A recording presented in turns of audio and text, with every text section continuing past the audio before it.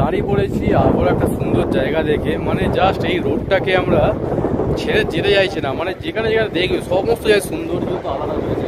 এদিকে জাস্ট পাহাড়গুলোকে দেখো, ও ঝর্ণাটা নামছে দেখো এদিকে, ওরে বাবা, এই পুরো নদীতে গিয়ে মিশছে।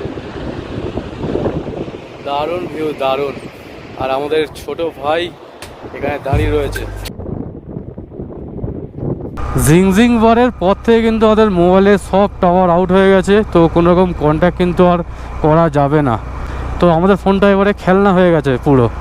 তো জিও সিম বলো আর যে কোনো সিম বলো, এই জিংজিং বার পর্যন্ত লাস্ট চলবে, তারপরে কিন্তু আর কোনো রকম টাওয়ার থাকবে না।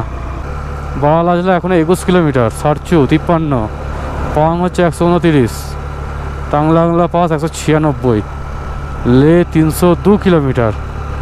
ও হো হো ভাই, এত কাছে snow cap mountain. Just U turn নিলাম আমরা, ডান নিয়ে উপরে তোলা মাত্রই কিন্তু স্নো ক্যাপ মাউন্টেন দেখো, একসাথে তিনটে।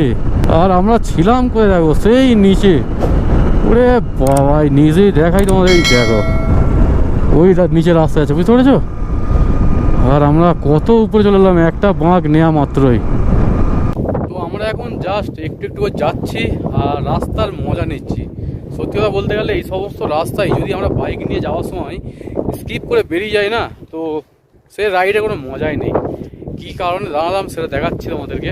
এদিকে দেখো একবার, ও 3-4টে স্নো ক্যাপ মাউন্টেন আমাদের হাইটে, মানে পুরো আমাদের সমান স্নো ক্যাপ মাউন্টেন। আমাদের এই উপরেও কিন্তু স্নো ক্যাপ মাউন্টেন রয়েছে।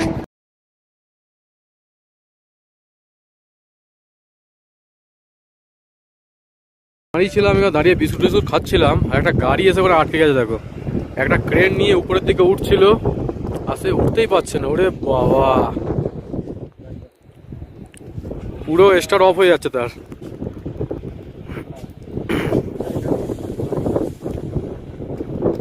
টাইম হচ্ছে এখন 12:36, আর আমরা এখানে বিস্কিট টিস্কিট খাওয়া কমপ্লিট করে বেরোচ্ছি। এখানে কিন্তু অনেকক্ষণের একটা রেস্ট হয়ে গেছে। তো আমরা যেখানেই দাঁড়াচ্ছি মোটামুটি আধা ঘন্টা 1 ঘন্টা রেস্ট হয়ে যাচ্ছে। এটা কিন্তু একদমই করা আমাদের ঠিক হচ্ছে না।